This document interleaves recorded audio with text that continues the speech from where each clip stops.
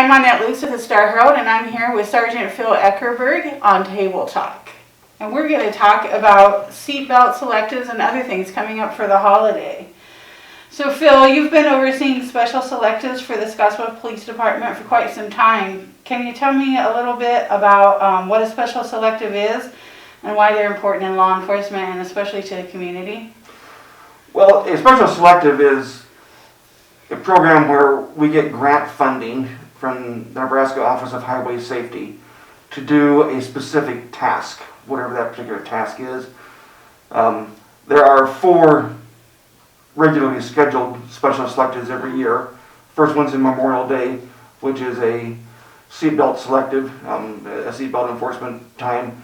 Then over Labor Day, we have a DUI enforcement time. And then over Thanksgiving, we have a seatbelt selective, and then over Christmas and New Year's, we have a DUI selective again.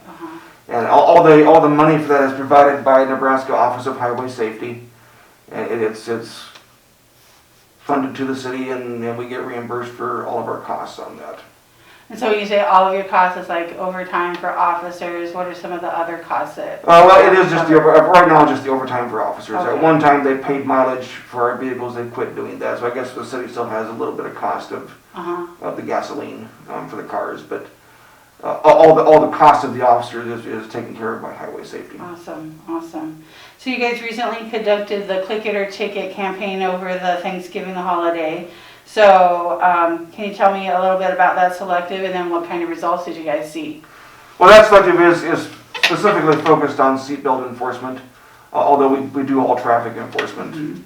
Seatbelts in Nebraska are a secondary offense, so I have to stop you and write you a citation for some other violation first, whether that's a speeding ticket or a expired license plate or running a stop sign.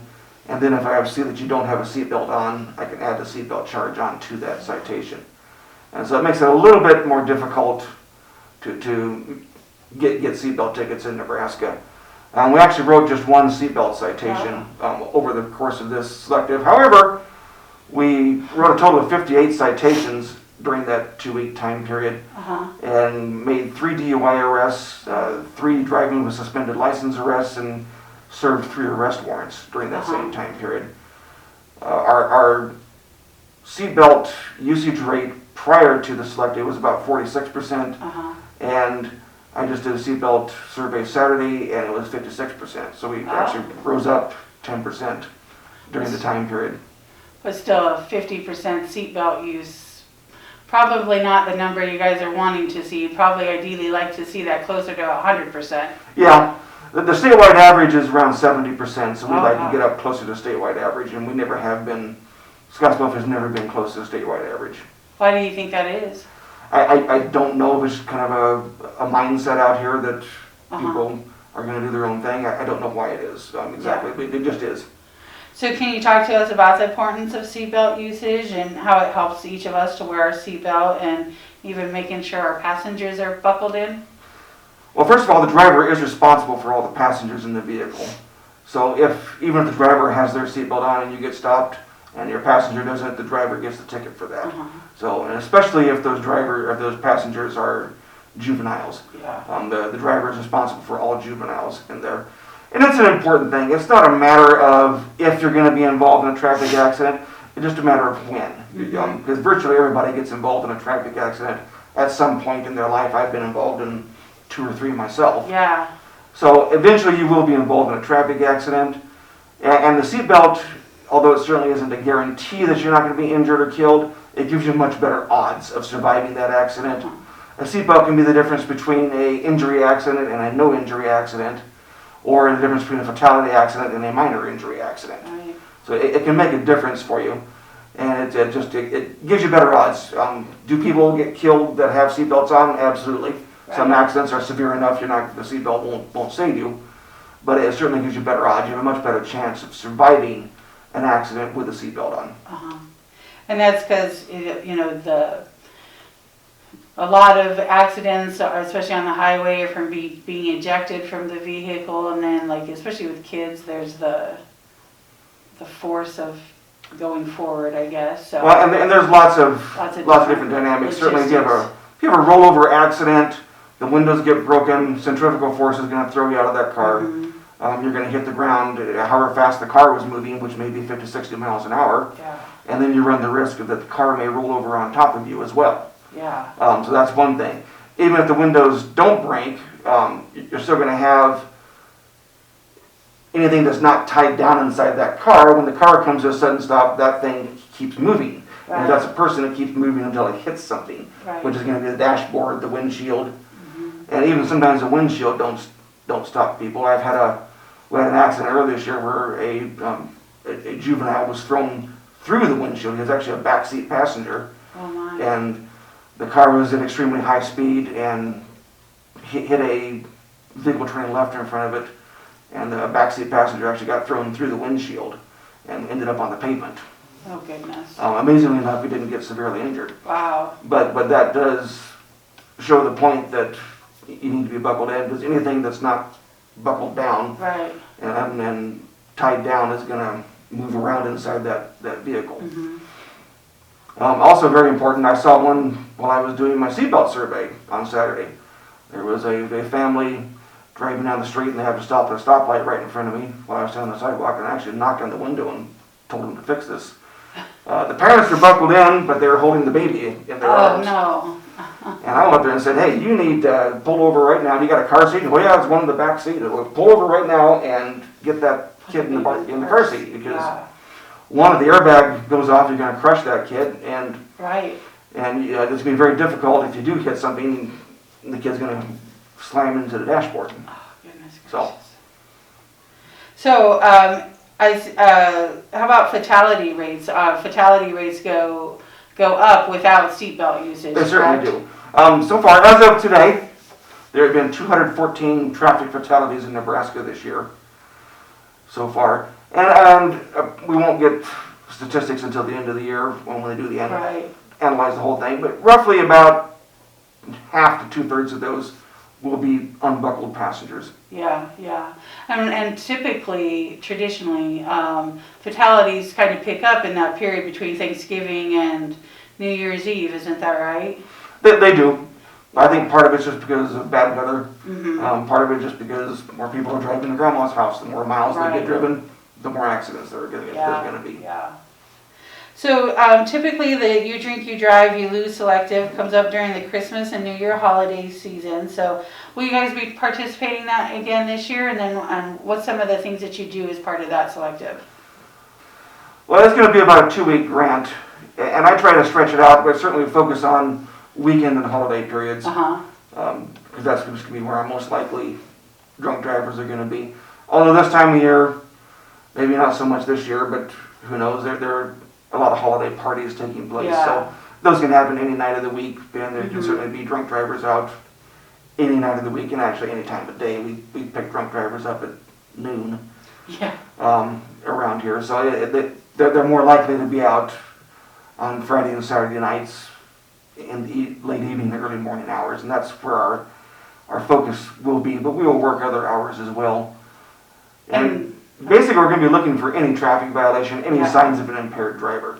So that could be anything from a headlight being burned out to an expired license plate to someone driving 90 miles an hour down the street. It can be someone weaving back and forth, crossing the center lines, making white turns.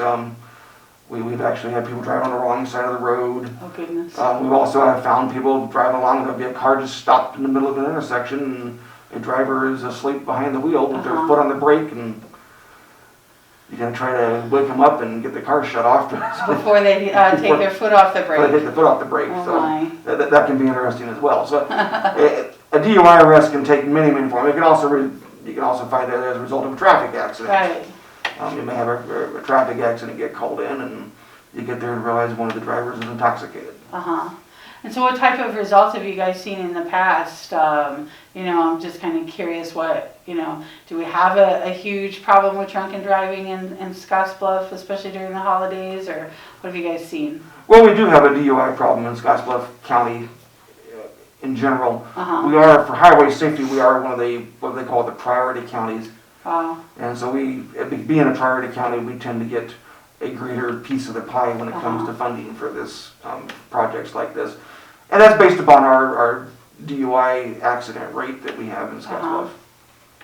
Do you know what that accident rate is I off the top don't of your know head? off the top of my head, no. So I guess that, with, my next question was, do you know how Scottsbluff is compared to other communities when it comes to drunken driving arrests? But if we're a priority county, that sounds like we're on the high end. Yeah, to be a priority county, you do have to be on the high end Uh-huh. of that. And I forget how many priority counties there are. It's like 12 or 13 Wow. in Nebraska. And we are one of those priority counties.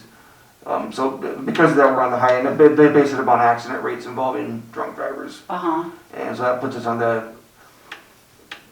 just fact that we're a priority county tells you that we're Yeah. having an above average number Right. of DUI accidents.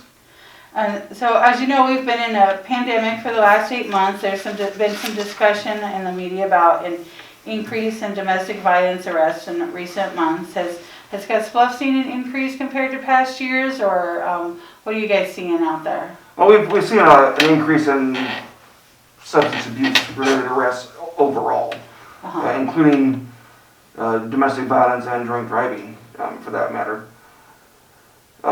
So far in 2020, we've made 91 DUI arrests as of today.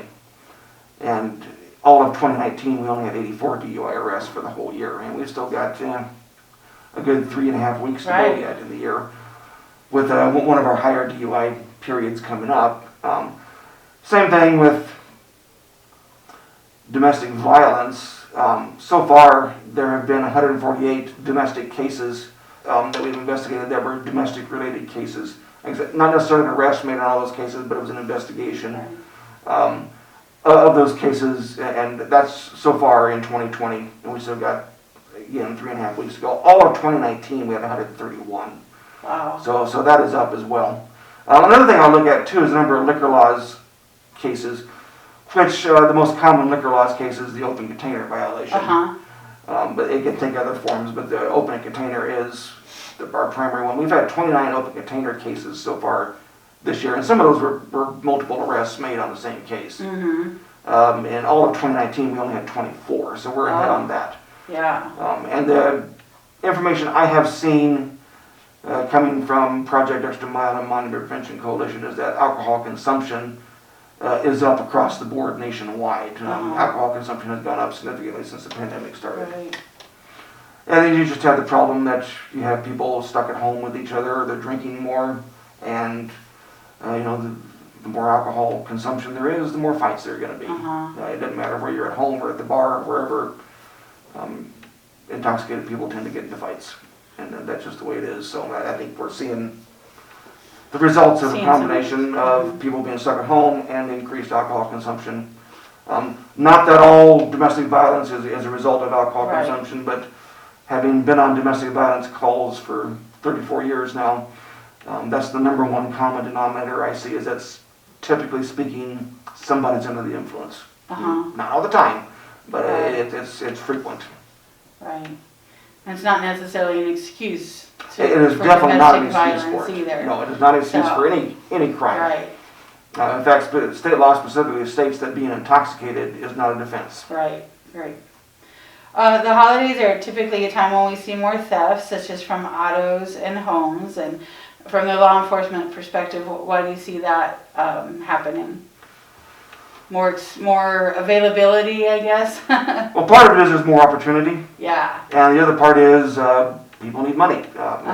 People are looking for ways to raise money to buy gifts. And some people go out and earn their money and work second jobs, and some people go out and steal it. And so you see that every year. December is one of the highest months for burglaries and thefts overall. We will also see an increase in shopliftings this month. Yeah.